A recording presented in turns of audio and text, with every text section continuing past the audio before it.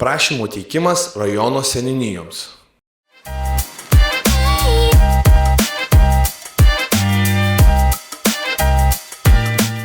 Elektroninis būdas pateikti prašymus rajono seniūnijoms.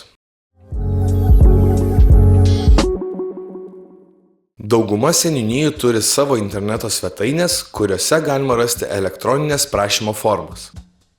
Užpildykite prašymo formą internete, pridėkite visus reikalingus dokumentus ir pateikite. Kai kuriuose seniūnijose taip pat galima pateikti prašymus elektroniniu paštu arba per savivaldybės elektroninį paslaugų portalą.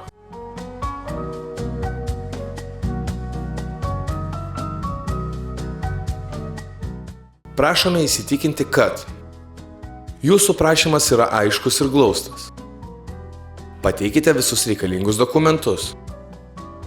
Nurodykite savo kontaktinę informaciją. Pasirašykite prašymą, jei reikia.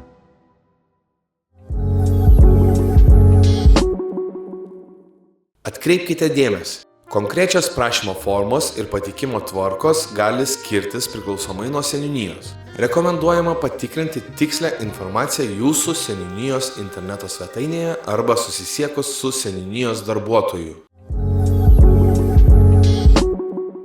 Papildoma informacija.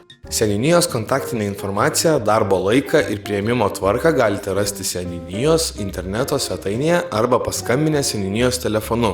Prieš teikdami prašymą susipažinkite su seniūnijos teikiamomis paslaugomis ir funkcijomis. Jei nesate tikri, kaip pateikti prašymą, kreipkitės į seniūnijos darbuotoją.